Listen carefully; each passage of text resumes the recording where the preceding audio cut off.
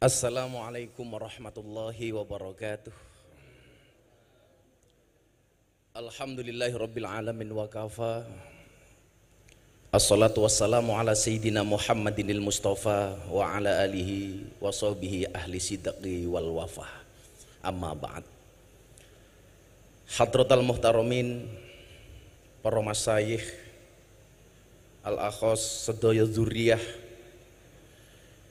Nyai Hajah Mahfudhoh Wahab, Nyai Hajah Hisbiah Wahab, Nyai Hajah Munjidah Wahab, Kiai Haji Hasib Wahab, Kiai Haji Rokib Wahab, soho sedaya dzurriyah ingkang estu kaula takzimi. Pak Kiai Said, yang saya biasa menyebut beliau dengan sebutan Buya, yang mudah-mudahan Allah panjangkan umurnya dalam kebaikan. Guru kita semuanya, saya pertama kali dapat ijazah dari beliau ini kitab Al-Muqtatafat sekian tahun yang lalu. Saat itu rame-ramenya MTA nyerang Amaliyah Nahdlatul Ulama, dan saat itu saya dan beliau sama-sama dilaporkan ke polisi.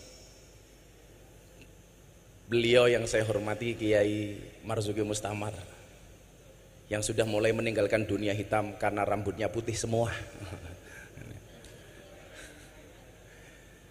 Pak Kiai Mustafa Akil, dan yang saya hormati Ibu Khofifah.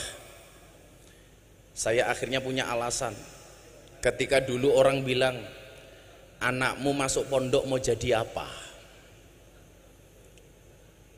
Kamu anaknya dimasukkan ke pesantren, besok mau makan apa? Hari ini terjawab, santri bisa menjadi apapun. Santri bisa menjadi presiden, contohnya Gus Dur. Santri bisa menjadi wakil presiden, Kiai Ma'ruf Amin. Santri bisa menjadi gubernur, Ibu Khofifah. Santri bisa menjadi bupati, Ibu Munjidah. Dan santri bisa menjadi kiai viral. Ya.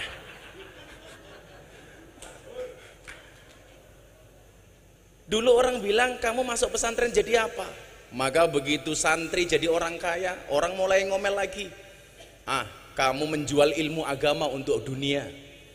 Begitu jadi pejabat, ngomel lagi, menggadaikan ilmunya untuk jabatan. Begitu santri miskin gak bisa makan apa-apa, dia akan bilang lagi, tuh gue bilang apa? Santri tidak bisa jadi apa-apa. Maka terima kasih Bu Khofifah menjadi teladan bagi kami. Mudah-mudahan seperti doa kita bersama, Allah akan lebih tinggikan derajatnya lagi. Amin Allahumma amin. Bapak Ibu dan para santri yang saya muliakan, sungguh berat rasanya ketika Gus Edo WA saya, Gus diminta hadir di haulnya Mbah Wahab. Saya bilang, gak pantas, yang rawuh sudah kiai-kiai luar biasa. Saya teringat dengan kaidah fikih, idza wujudul ma' batalat tayamum. Kalau sudah ada wudu, tayamumnya batal. Bagaimana kemudian tadi Kiai Marzuki menggambarkan nasionalisme dari Mbah Wahab Hasbullah, menceritakan bagaimana Rasulullah mencintai Makkah, sampai kemudian ketika Kanjeng Nabi hijrah ke Madinah, dia mengangkat tangannya kemudian berdoa, Allahumma habib ilainal Madinah kahubinah ila Makkah o asyad. Begitu luar biasa. Saya bilang sama Gus Edo, mbok jangan saya. Beliau bilang, Gus, ini bukan permintaan tapi dawuh. Kalau dawuh jatuhnya fi'il amr.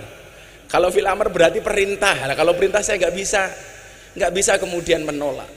Niat saya apa Bapak Ibu yang saya muliakan? Niat saya hanya tabarukan ngalap berkah. Saya ingat betul, saya tersinggung dengan sangat keras ketika ada Ustadz Wahabi mengatakan ngalap berkah kepada kiai itu tidak ada dasarnya. Saat itu yang menjadikan saya tersinggung apa? Video klip yang diputar kebetulan Syekhina wa murabbi ruhina Mbah Maimun Zubair, ketika beliau meninggalkan kursinya, air putih yang beliau tinggalkan diperebutkan para santri. Dan dia mengatakan ini nggak ada dasarnya, ini nggak ada dalilnya. Apakah kemudian dia buta ketika seorang Imam Malik bermimpi ketemu dengan Rasulullah yang di dalam mimpinya Rasulullah mengatakan kepada Imam Malik, "Wahai Imam Malik, baligh salami ila Syafi'i." Sampaikan salamku kepada muridmu Syafi'i. Begitu terkejut Imam Malik, Rasulullah mengirimkan salam kepada Imam Syafi'i. Akhirnya Imam Malik mengutus santri seniornya untuk sowan kepada Syafi'i. "Wahai guru Syafi'i, ada pesan dari guru kita Imam Malik bahwa semalam beliau bermimpi ketemu dengan Rasulullah dan beliau menitipkan salam kepada engkau." Begitu bahagianya Imam Syafi'i, sampai kemudian Imam Syafi'i mencari oleh-oleh yang akan dia berikan kepada santri ini, karena dia ingat betul, wa idza huyitum bi tahiyatin fahayyu bi ahsana minha aw rudduha. Ternyata yang paling bagus yang dimiliki oleh Imam Syafi'i hanya jubah yang dia pakai. Jubah dicopot kemudian diberikan kepada santri ini. Santri pulang dengan begitu senang karena mendapatkan tahadus bin nikmah dari seorang Imam Syafi'i. Begitu sampai pondok ditanya sama Imam Malik, "Nak, kenapa kamu tertawa sendiri? Apa yang kamu dapatkan dari Imam Syafi'i?" "Pak Kiai, saya dikasih oleh-oleh jubahnya Imam Syafi'i." "Apa?" kata Imam Malik. "Boleh nggak saya pinjam jubahnya? Akan saya cuci jubahnya Imam Syafi'i, kemudian air bekas cucian Imam Syafi'i akan saya minum," kata Imam Malik. Dan ternyata benar. Jubahnya Imam Syafi'i dicuci, kemudian air bekas cuciannya diminum oleh Imam Malik. Kemudian sang santri bertanya, "Itu kan santrinya panjenengan, Kiai." Apa jawaban Imam Malik? "Ini bukan manusia main-main loh. Sampai Rasulullah nitip salam sama dia." Apakah fakta ini tidak menjawab bahwa ada keberkahan dari orang-orang soleh? Bagaimana kemudian Imam Malik, guru, begitu menghargai Imam Syafi'i. Satu saat ketika Imam Syafi'i memberikan pengajian di Masjid Nabawi, dengan mengendap-endap dia datang karena khawatir ketika datang dengan terang-terangan akan membuyarkan fokusnya Imam Syafi'i. Saat dia mendengarkan kajian dari Imam Syafi'i, Imam Malik menulis di dinding Masjid Nabawi dengan kalimat, "Man aroda ilmun nafis fa alaihi bi Muhammad bin Idris." Barang siapa yang menghendaki ilmu-ilmu yang penting, hendaknya dia ngaji dengan Imam Syafi'i, Muhammad bin Idris. Begitu selesai beliau pergi, Imam Syafi'i datang melihat khat kiainya, beliau tidak lupa. Akhirnya menuliskan satu kalimat di bawah khatnya Imam Malik, "Wa kaifa yakunu dzalik wa ana tilmidu Malik." Bagaimana saya bisa menjadi seperti ini sementara saya ini adalah muridnya Imam Malik? Ada keberkahan di antara guru dan murid. Kenapa orang-orang Wahabi menolak fakta ini? Maka Bunyai, Pak Kiai, saya sowan dalam rangka tabarukan. Maka saya selalu mengatakan, bila teman membuatmu kecewa, bila pasangan membuatmu terluka, dan bila corona membuatmu menderita, yakinlah Gus Miftah sowan dengan membawa cinta.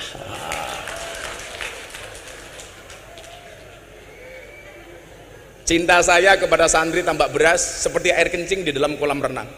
Maksudnya apa? Wujudnya tidak nampak tapi hangatnya bisa dirasakan.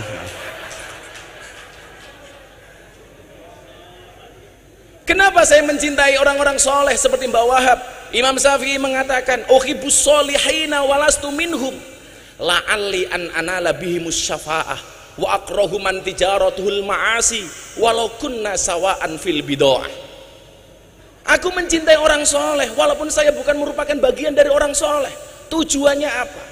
La'alli an anala bihimus syafa'ah, supaya saya mendapatkan pertolongan kebaikan dari orang-orang soleh. Makanya Bu Gubernur, saat dulu saya masih mahasiswa, saya sering belusuan ke Doli. Yang saya sebenarnya usul waktu itu dengan Pak Wali, Wakil Wali Kota, saya bilang, "Mbok Doli namanya diganti nopo Gus? Alfa Doli, biar lebih keren dikit lah."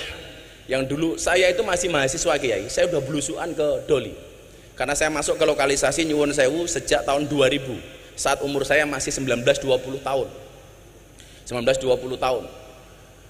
Waktu itu kemudian ini saya sampaikan kepada mereka, "Kenapa kamu harus ngaji?" Kadang-kadang saya berikan kisah terhadap ulama-ulama yang harus kamu mengerti. Alasannya ini, "Uhibbus solihina walastu minhum."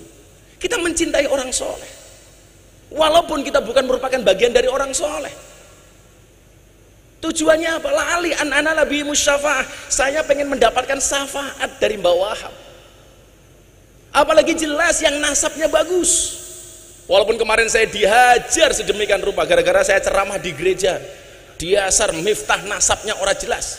Saya mikir Pak Kiai, ternyata persoalannya bukan masalah nasab, tapi masalah nasib. Karena nasab tidak berbanding lurus dengan nasib, apalagi dengan nisab. Persoalannya bukan di masalah pendapat, tapi masalah pendapatan. Jadi aja, saya dari dulu bilang, a'rifu angsabakum tasilu arhamakum. Pentingnya nasab hanya itu. Karena menurut saya lucu ketika kita menggambarkan mbah-mbah kita luar biasa, sementara kita hari ini bukan siapa-siapa. Harusnya malu ketika kita membaca manakib mbah-mbah kita yang begitu luar biasa, sementara posisi kita hari ini tidak bisa apa-apa. Makanya kemudian Imam Al-Ghazali mengatakan, sarafun nasab min salasi jihadin. Kedudukan nasab itu minimal ada 3 sisi menurut Imam Ghazali. Idaha yang pertama, al-intiha ila sajarati Rasulullah sallallahu alaihi wasallam fala yu'adilahu syai'un. Yang pertama adalah nasab yang langsung terhubung dengan Rasulullah. Ini nggak ada lawan, kata Imam Ghazali. Tapi perlu diingat, kok lama-lama saya mikir begini ya, saya diundang sama MNC Group untuk berbicara waktu itu bagaimana kita bersikap kepada para habaib. Orang mengatakan orang NU tidak menghormati habaib. Kamu salah. Orang Indonesia belum kenal habaib. Habaib datang ke Indonesia, yang ngopeni itu orang NU. Orang NU. Jadi kalau you mengatakan orang NU, orang NU tidak mencintai habaib, dan kamu mengajarkan kiai-kiai NU untuk mencintai habaib, itu sama halnya Anda ngajari bebek berenang. Bebek berenang. Maka bagaimana Gus sifat kita kepada para habaib? Waktu itu saya bilang, saya sampaikan, tolong bedakan antara sosok dan perilakunya.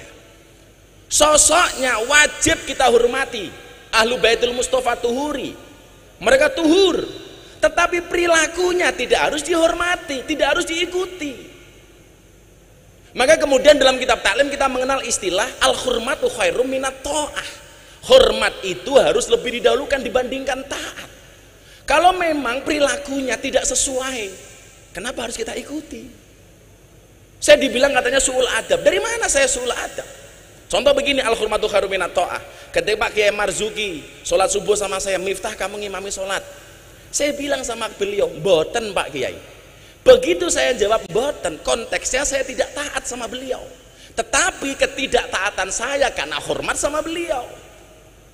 Ibu-ibu di pagi hari masak, suaminya lagi macul, Pak sarapannya pun mateng, ayo sarapan. Suaminya bilang, pun ibu rien, jenengan rien nih.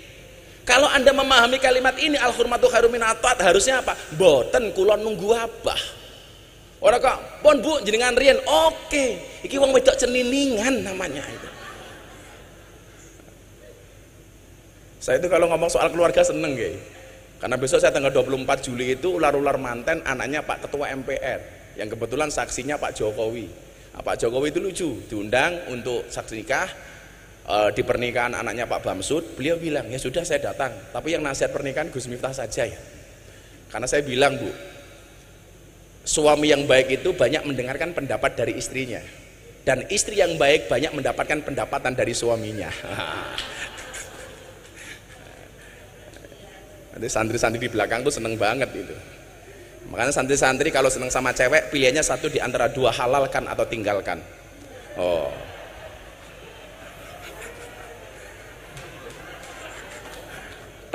Menaklukkan santri putri tidak dengan I love you, tapi dengan kobil tuh. Nah. Makanya santri itu kalau ketemu cewek, kamu bilang, non mati ketemu bak saja dibaca iklab, masa aku ketemu kamu tidak ijab lah, gitu seharusnya.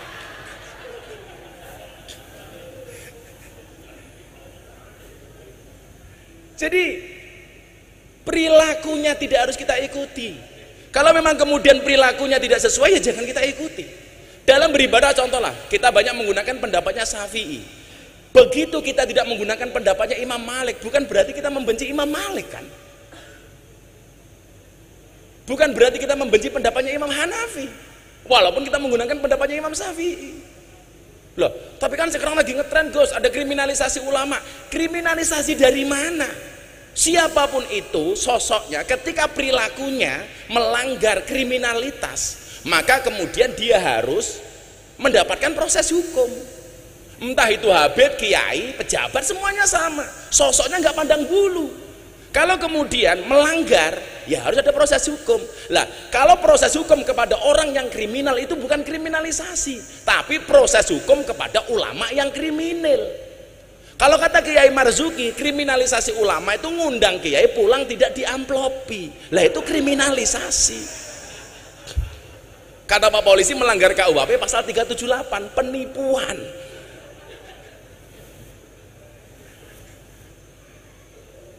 Kok gampangnya kita mengatakan kriminalisasi ulama? Maka kawan-kawan santri saya pikir tetap hormati siapapun habaib itu. Tapi soal perilakunya apakah harus kita taati atau enggak, kita lihat seperti apa perilakunya. Maka yang pertama adalah al-intiha ila sajrat Rasulullah sallallahu alaihi wasallam fala yu'adilahu syai'un. Kemudian yang kedua, ini yang kemudian saya jadikan dasar untuk soal malam hari ini. Al-intima ilal ulama fa innahum warasatul anbiya shalawatullah wa salamuhu alaihim ajma'in wa bihim rabatallahu ta'ala khifdul millatil muhammadiyah. Kemudian yang kedua adalah nasab yang terhubung kepada orang-orang soleh. Inilah yang kemudian saya jadikan dasar untuk menjadikan saya tabarukan malam hari ini. Saya hanya berharap termasuk orang-orang yang mencintai orang soleh. Kalau kemudian saya selalu mengatakan begini, kita tidak bisa memilih kita dilahirkan oleh siapa, tetapi kita bisa memilih melahirkan generasi seperti apa. Saya tidak bisa memilih lahir dari orang tua saya, termasuk soal istri. Saya tidak bisa memilih bahwa istri saya itu pilihan saya, enggak, itu pilihan Allah. Kalau saya disuruh milih, ya milih Luna Maya. Kayak Bu Gubernur ini Luna Maya, lanjut usia namun masih mempesona. Lah,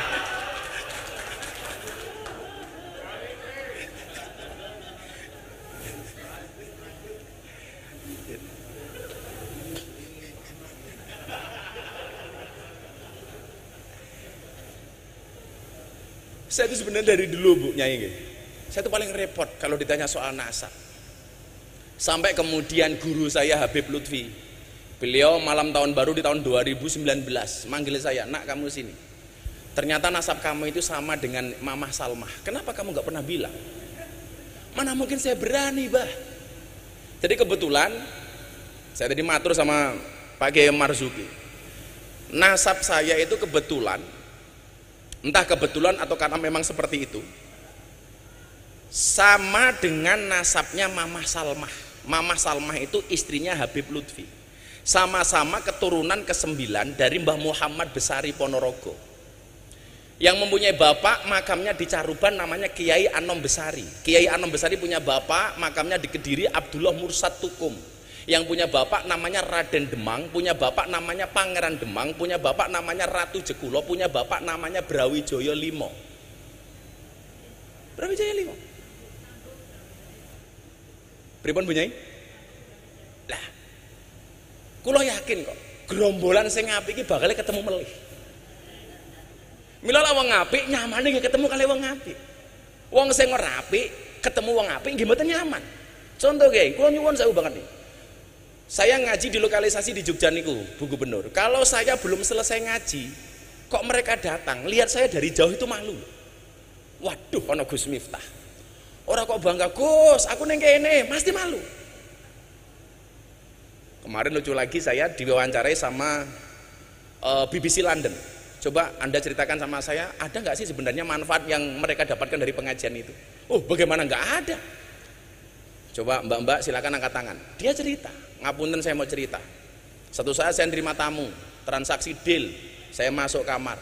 Begitu masuk kamar saya dengar adzan, Allahu Akbar, Allahu Akbar. Saya bilang sama tamunya, Om pending dulu ya, sedang adzan subuh. Loh kenapa harus pending? Gak enak Om, saya jamaahnya Gus Miftah. Selesai adzan, ganti tamunya bilang, Mbak, gak usah diteruskan, tak bayar, gak usah lanjut. Kenapa?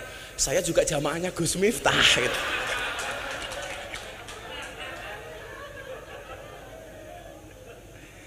Coba sampai ngoten niku Kiai Hasim. Jadi saya itu dibully dulu, didoli macam-macam, sampai didoli itu Bu Gubernur saya mendapat julukan presiden para pendosa. Sampai saya mendapati seorang mantan germo nyuwun sewu dengan badan yang besar, perutnya ditato. Begitu saya buka, tato beduk Pak Kiai. Kenapa kamu tato beduk? Saya cinta dengan NU katanya. Ya, preman loh nih. Preman. Makanya kalau kemudian hari ini orang merasa kontroversi dengan apa yang saya lakukan, ya monggo-monggo mawon lah, mun biasa. Tapi yang jelas kemudian bahwa ada kebaikan-kebaikan yang kemudian bisa kita ambil. Dan saat itu saya sudah mendapatkan restu dari Habib Lutfi. Nah terus no.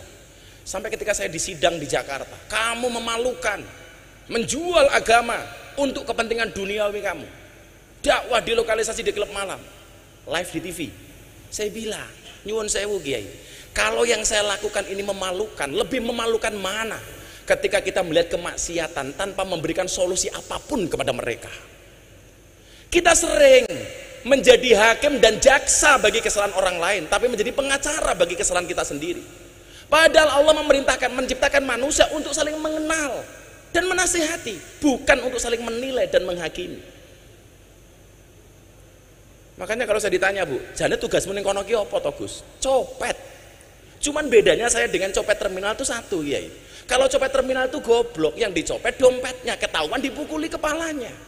Gus Miftah yang dicopet apanya? Hatinya.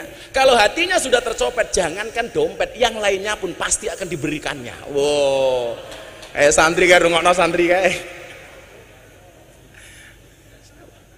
Godaane Pak Kiai Hasib, ya Allah. Saya keluar dari lokalisasi, mereka sedang mandi pakai anduk, jalan, saya jalan, monggo Gus mampir. Ya Allah. Gitu kan. Dengan alasan itulah saya tidak pernah mengajak Kiai Marzuki. Karena saya khawatir kalau beliau masuk nggak mau keluar lagi.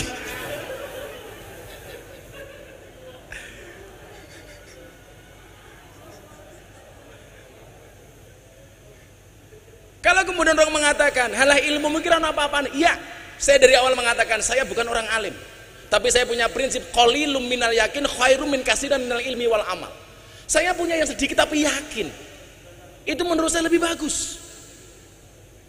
Maka disitulah kemudian saya merasa menjadi santrinya Mbah Wahab, walaupun saya nggak bisa ketemu beliau, karena saya teringat ana abdun man alamani walau harfan wahidan.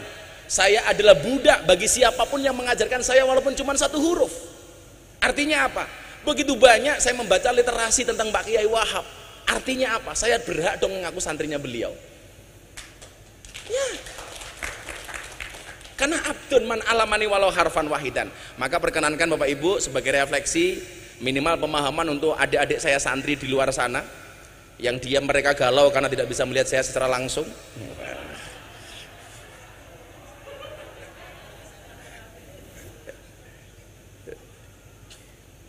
Tenang santri, kamu jangan pacaran, karena akan datang satu saat kamu akan dipertemukan dengan orang yang tepat, yang kedatangannya untuk menetap bukan karena nafsu sesaat.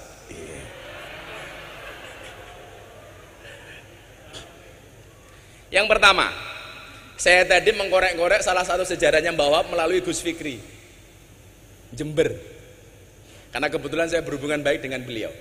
Gus, nopo leres Mbah Yai Wahab niku sugih. Beliau menceritakan dengan sangat detail, leres Gus. Bahkan kalau kemudian lihat kekayaannya Mbah Wahab itu, tanahnya terbentang antara Jombang sampai Surabaya.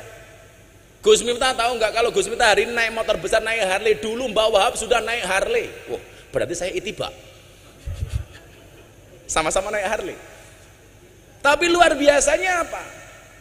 Harta yang kemudian beliau miliki dihabiskan untuk Jamiah Nahdlatul Ulama. Ini baru keren.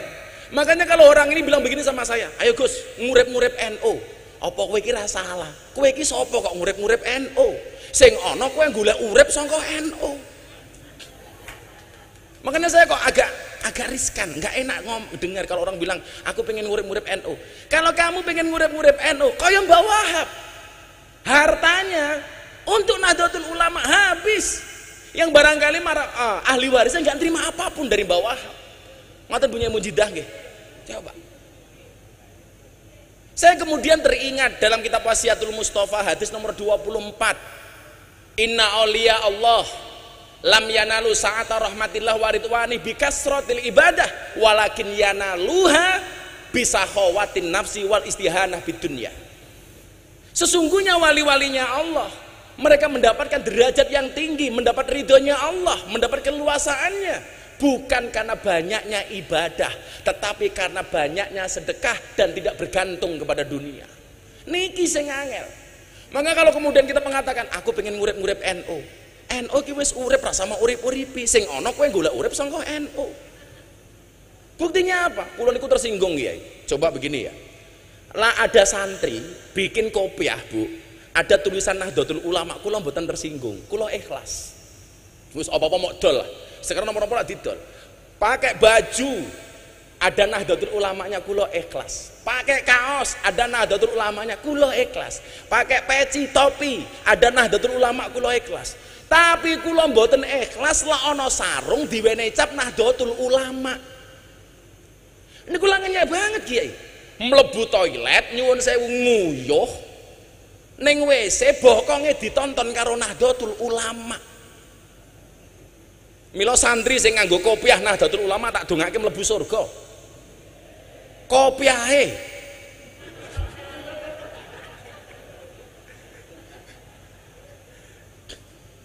Yang bisa kita lakukan hari ini nopo? Enggak usah ngomong kamu ngurip-nguripi NU.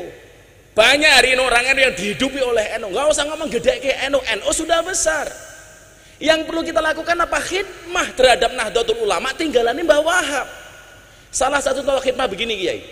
Kita itu nggak sadar begitu banyak yang tadi saya tempat diskusi sama Pak Kiai Marzuki. Begitu banyak amaliyah NU yang dicuri tapi kita nggak sadar. Padahal apa? Dalil yang sering kita pakai al-muhafadzatu al-qadimi sholih wal aqdu bil jadidil aslah. Bahkan kalau Pak Kiai Said Akil bukan lagi bil jadid, bil ajdadil aslah. Tahun 90-an Pak Kiai Said ngendikan itu. Bil ajdad yang lebih baru lagi. Contoh, kita harus mempertahankan yang qadim dan soleh, jangan sampai hilang. Ngeten Kiai, sak ngerti kula, tinggalane mbah-mbah biyen ngaji teng masjid niku namine madrasah diniyah, Madin. Hari ini masjid-masjidnya orang NU sudah kehilangan madrasah diniyah, diganti karo TPA, diganti oleh TPQ, yang itu merupakan produk dari orang-orang PKS, musuhnya Pak Kiai Marzuki. Saya NU, amaliyah hilang lali. Madrasah diniyah itu tinggalan mbah-mbah kita dulu itu qadim dan soleh. Kenapa hari ini hilang kita nggak tahu? Diganti dengan TPQ, diganti dengan TPA. Makanya saya sampaikan kepada semuanya, nyuwun sewu, kalau saya boleh usul, pertahankan istilah madrasah diniyah karena itu qadim dan soleh. Nomor loro, malih nih.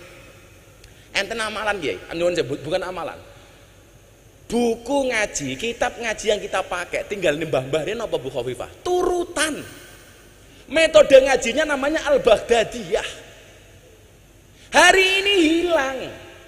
Diganti oleh apa? Iqra. Produknya kawan-kawan kita Muhammadiyah, Kiai As'ad Humam. Kita nggak sadar. Wong-wong NU bangga menggunakan Iqra.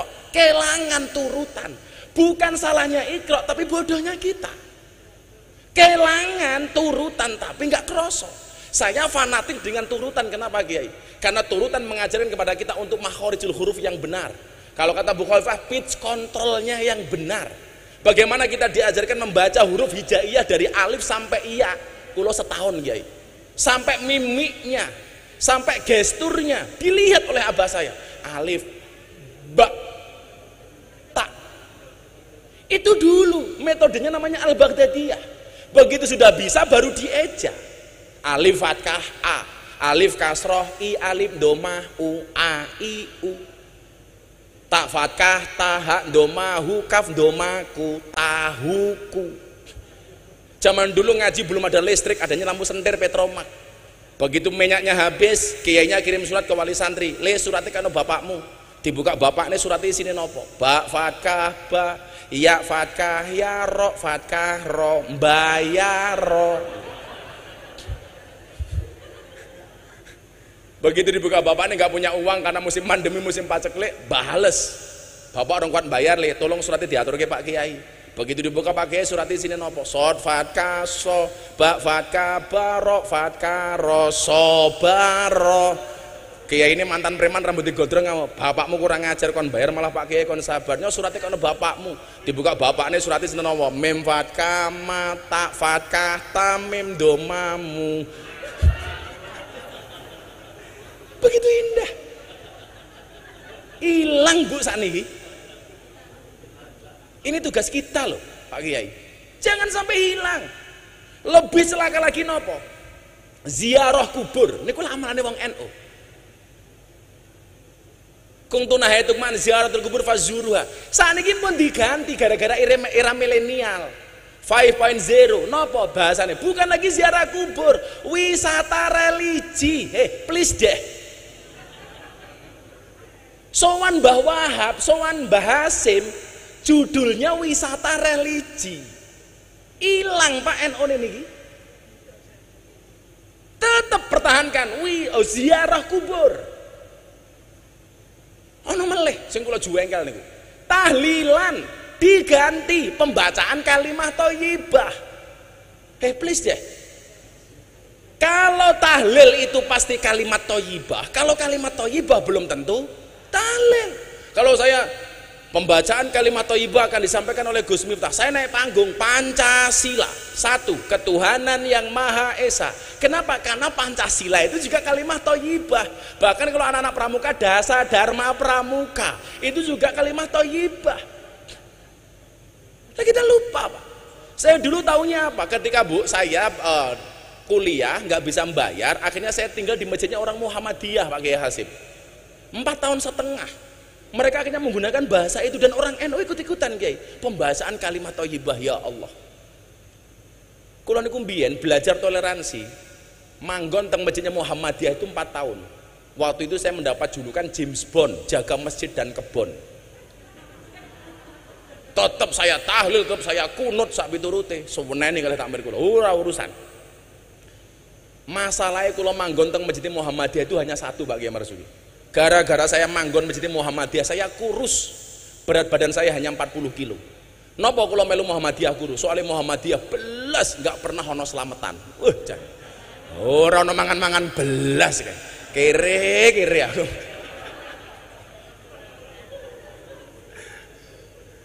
Akhirnya kemudian saya jadi nikah dengan orang NU, tinggal di lingkungan orang NU, langsung gemuk Bu. Waktu itu berat badan saya sebelum viral itu 105 kilo. Kenapa saya ikut orang NU gemuk? Lah pripun wong NU niku? Titik-titik mangan. Yasinan mangan, tahlilan mangan, sholawatan mangan, manakipan mangan, istighosahan mangan. Tanggane lara njaluk didongake mangan. Sing lara mati mangan meneh. 7 dina. Masyaallah itu. Lah makanya kemudian kalau Mbah Wahab sugih, ya kita harus terprovokasi dong untuk jadi kaya. Karena bagi saya, uang itu lebih bagus dikuasai oleh orang Islam yang soleh daripada dikuasai oleh orang-orang yang tidak soleh. Makanya kalau ada bahasa nguripi NU kok saya gak tersinggung. Lah awake dhewe iki sapa ngoten? Wong posisine awake dhewe ini kadang-kadang gojag-gajeg kok. Mbah karepe tajrid tapi ya ono asbabe. Ketoke asbab gaya-gayaan kaya tajrid. Kan ini kondisi gojag-gajeg nih. Dan dari dulu kalau kita ngomong nguripi NU, kita selalu bermasalah dengan uang kalau mau jujur. Ketika di PBNU saya bilang, ada teman-teman pengacara, iki lho bedone, kaya aku wong NU dengan kamu para pengacara. Kaya kiai-kiai NU karo awakmu iki bedone siji, Pak. Apa, Gus? Kalau pengacara masalah jadi duit. Lah kalau kita kiai-kiai desa kaya saya ini, duit jadi masalah gitu loh. Jadi Mbah Wahab sugih dengan segala kedermawanannya, ya awake dhewe kudu sugih ya. Makanya kalau saya sekarang ditanya, "Kenapa kamu naik motor besar?" Aku nderek Mbah Wahab. Nderek Mbah Wahab. Lha tak dongake santri-santri mburi muga-muga sugih kabeh. Setunggal malih sadrenge Pak Kiai Mustafa Akil. Ngapunten Kiai. Kula mboten ngaji nih, namung refleksi kagem lare-lare santri nih. Karena saya kebetulan sempat membaca beberapa buku tentang beliau. Niki malih. Kemudian yang selanjutnya nyuwun sewu, Mbah Yai Wahab ini ternyata seorang penggiat media. Saya mencatat beliau ini pernah membeli percetakan berikut gedungnya di Jalan Sasak Surabaya nomor 23. Leres nggih punya ini. Dan ini ternyata menjadi cikal bakal jurnalistik Nahdlatul Ulama. Makanya kalau hari ini ada santri tidak melek medsos, harusnya kita malu dengan Mbah Wahab. Kalau hari ini kita bangga, hari ini kita disiarkan 270 channel hanya dengan 4 juta subscriber. Bagi saya bukan merupakan sebuah kebanggaan. Kita nggak ada apa-apanya, Pak, dibandingkan dengan kelompok-kelompok minhum yang menguasai betul soal medsos. Hari ini kita bersyukur kemunculan seperti Gus Baha mampu menjadi penyeimbang bahkan di atas kelompok-kelompok itu. Tahun 2019, Bu Gubernur, saya mendapatkan rilis Ustadz dan Dai yang mendapatkan follower dan viewer banyak di YouTube, Instagram, Facebook, dan lain sebagainya. Dari 10 orang kader Nahdlatul Ulama yang muncul hanya nama Miftah Maulana Habibur Rahman. Yang lain semuanya kelompok Wahabi, Pak Kiai. Hampir semuanya, termasuk kelompok yang mengatakan nasionalisme itu nggak ada dalilnya. Yang kemudian saya heran apa? Palestina mau merdeka, dia dukung mati-matian, bahkan kirim uang ke Palestina untuk memerdekakan Palestina. Giliran mencintai bangsanya, giliran mencintai Indonesia, dia mengatakan nasionalisme tidak ada dalilnya. Wila koplak utake wong-wong ngoten niku. Saya setuju Palestina merdeka dan saya teriak-teriak soal itu. Maka kemarin Lebaran saya mengatakan semua saya maafkan kecuali Israel. Semuanya saya maafkan kecuali Israel. Tapi lucunya apa? Orang-orang ini yang mengatakan nasionalisme nggak ada dalilnya, sementara dia teriak-teriak bantu Palestina. Satu saat, Bu, saya di tag akun Instagram, awas lagu musyrik. Waduh, kaget saya. Ternyata apa yang dimaksud dengan lagu musyrik? Lagu Padamu Negeri, ya. Itu musyrik menurut mereka. Kenapa? Karena bertentangan dengan ayat Kul inna sholati wa nusuki wa mahyaya wa mamati lillahi rabbil alamin. Ini kira pemerkosaan ayat. Ini namanya jaga sembung bawa golok, nggak nyambung blok gitu. Niki ngeri kula niku.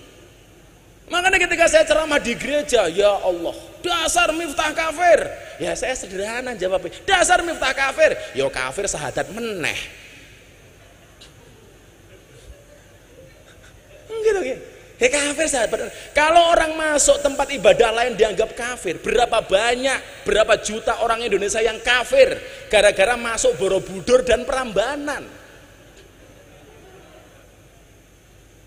Dulu teriak-teriak ulang tahun gak ada dasarnya, sekarang malah ulang tahun sendiri. Mila nyuwun sewu, kalau kemudian ngomong soal niki wau, Mbah Wahab Hasbullah sudah memberikan tonggak bagaimana kemudian NU harus menguasai media dengan sebuah percetakan dan gedung yang beliau beli di Jalan Sasak nomor 23 Surabaya, sampai kemudian disempurnakan oleh Mbah Kiai Mahfud Siddiq dan namanya diganti menjadi Berita Nahdlatul Ulama. Ini cikal bakal. Makanya kawan-kawan santri, saya sering sampaikan, ikutlah pendapat ahli, jangan ikut-ikutan orang yang ahli berpendapat. Semua orang hari ini ahli berpendapat.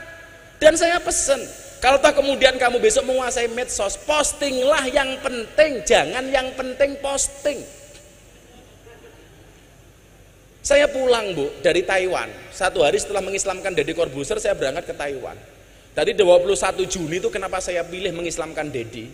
Karena memang saya hanya satu-satunya tanggal yang kosong hanya itu. Kalau soal permintaan jadwal ngaji, hakul yakin mesti lebih banyak saya daripada Pak Kiai Marzuki. Wallah, walaupun ngalim beliau gitu. Karena nyuwun sewu nggih, per hari itu sampai hari ini yang mengajukan jadwal sebelum pandemi ini minimal sehari 500 jadwal. Berarti sebulan sekitar 15.000. Waktu itu saya pulang dari Taiwan. Kulon itu adalah maca Yasin, Bu. Begitu saya baca, itu ada satu ayat yang saya maknai begitu mendalam. Al yauma nakhtimu ala afwahihim wa tukallimuna aydihim wa tasyhadu arjuluhum bima kanu yaksibun.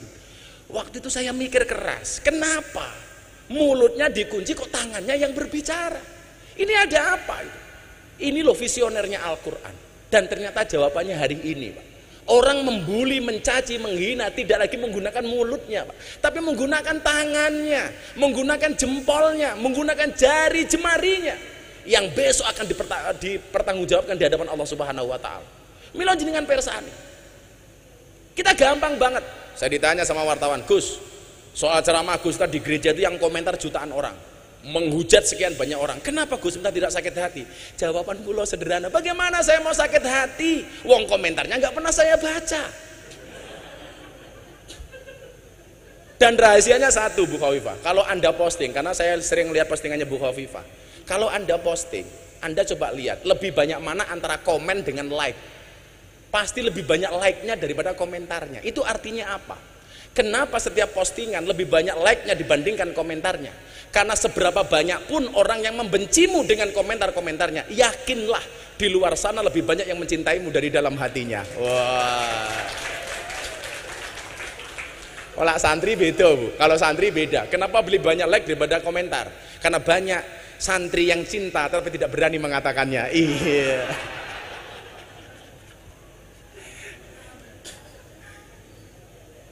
Lah kalau kemudian dulu Mbah Wahab punya taswirul afkar, pergolakan pemikiran, harusnya hari ini kita perang dengan menggunakan ini, dengan menggunakan medsos. Maka memang metodologi dakwah selalu berkembang dengan cepat. Di zaman Rasulullah kita melihat metode dakwah bil lisan, kemudian di zaman para sahabat bil kolam mulai nulis. Di zaman para wali songo sudah mulai lagi dengan bisakofah, dengan budaya. Hari ini tentunya dengan bil medsos, dengan menggunakan medsos. Maka dua hal itu barangkali yang saya sampaikan. Mari kemudian kalau kita mencintai NU, yuk kita dermawan untuk NU. Bagaimana tadi Pak Kiai mengatakan, Pak Kiai Marzuki, Gus, kalau kita perang darat itu pakai angkatan darat. Hari ini kalau kita mau perang darat, masjid takmir harus kita kuasai.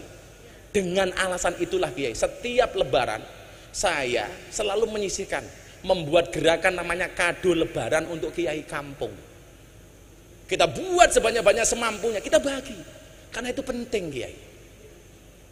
Dengan cara itulah kalau kita mencintai Nahdlatul Ulama. Kemudian yang kedua, belajar dari Mbah Wahab yang beli percetakan. Sebenarnya saya masih banyak lagi tentang beliau, ringkasan tentang beliau, termasuk bagaimana tadi cerita Pak Kiai Said, beliau menggalang kekuatan kiai-kiai. Itulah yang sekarang saya malu, Bu Gubernur. Pak Kiai Wahab Hasbullah yang terkenal alim, sekti, jaduk, soleh, setiap mempunyai pergerakan selalu melibatkan orang lain.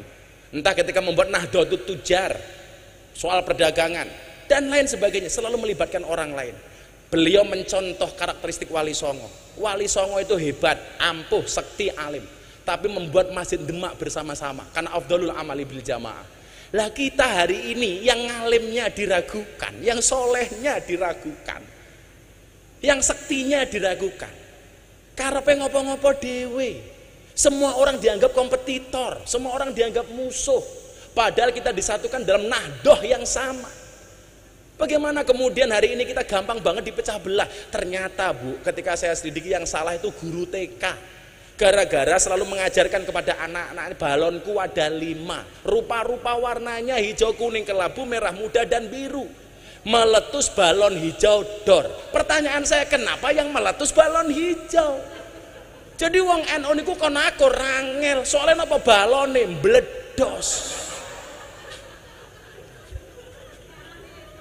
Angel ngoten. Insyaallah. Nggih pun, mudah-mudahan kita semuanya mendapatkan berkah saking Mbah Wahab. Amin. Shallu ala Nabi Muhammad. Do elingo iki jamane wis tuwa. Tuntunan agama do dianggep kuno. Lakonono ajarane Wali Songo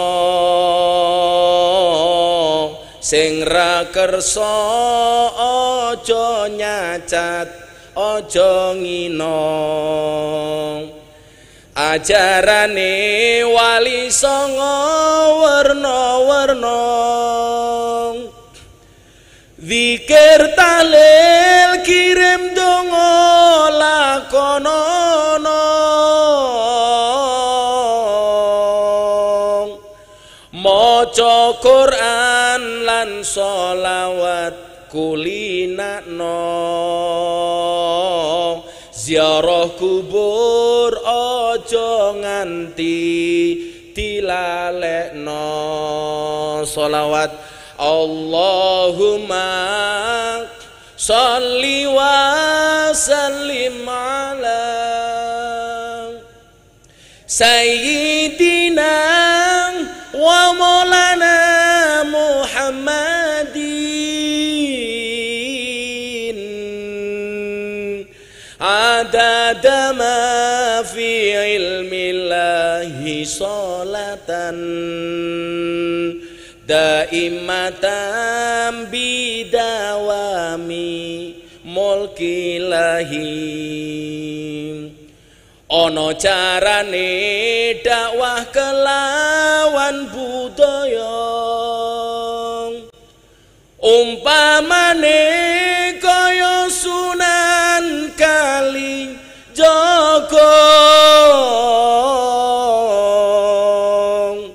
pituture mlebu ati ora krasa tuntunan agama bisa diamalno. Wis kabukten rikala jaman semono akeh para manungsa nyembah brahala banjur sadar laku musyrik ditinggalno padha nderek ajarane wali songo. Allahumma sholli wa sallim ala sayyidina wa maulana Muhammadin adada ma fi ilmillahi sholatan daimatan bidawami mulkilahi. Yai Wahab hasbullah ulama kita alim alama kang ngugemi budaya